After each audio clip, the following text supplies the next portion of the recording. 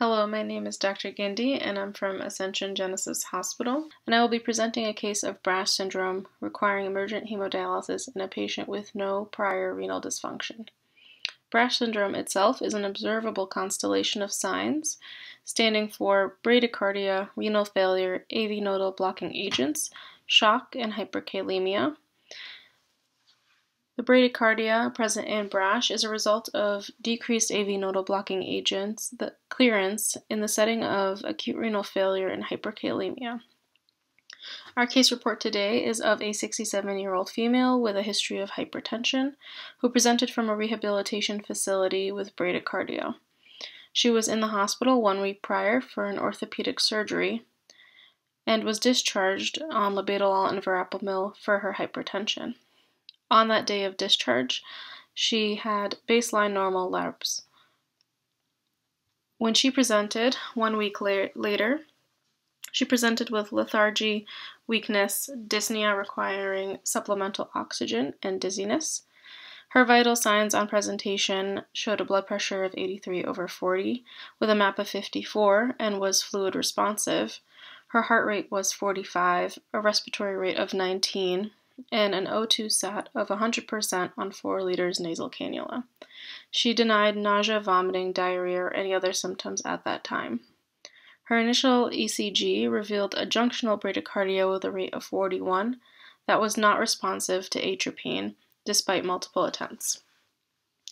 Laboratory analysis at that time revealed hyperkalemia that was refractory to medical treatment, hyponatremia, as well as an AKI, and acidosis which were not present 1 week prior.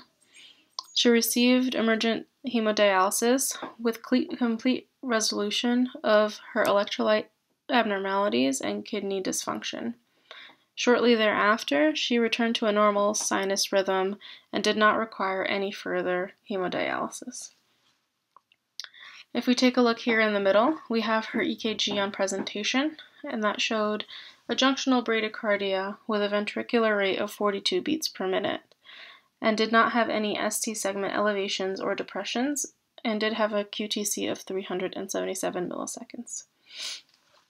We can see here in this table that 1 week prior to her presentation with these symptoms, she had essentially all normal lab results, with exception of her hyperglycemia. On the day of presentation, she had a sodium of 118, a potassium of 6.8, a BUN and creatinine of 75 and 6.14, respectively, which were previously normal, a pH of 7.15, and her troponin and TSH were within normal limits. BRASH syndrome, though it is growing in recognition, is still widely underdiagnosed as a disease. It is described as renal failure with hyperkalemia, resulting in refractory bradycardia in the setting of the uncleared AV nodal blocking agents, secondary to those electrolyte abnormalities.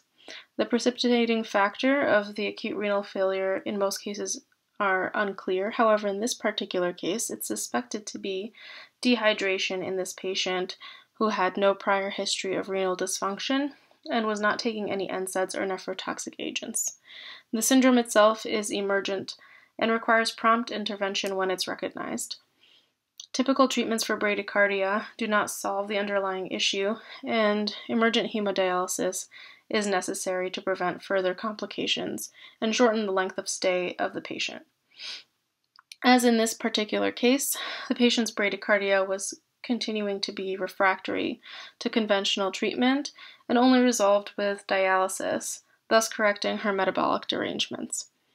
The important take-home messages here is that it is important to recognize the constellation of symptoms that form BRASH, to understand that conventional treatment for bradycardia is ineffective, and that these patients will likely require emergent dialysis to correct the abnormalities and resolve the bradycardia.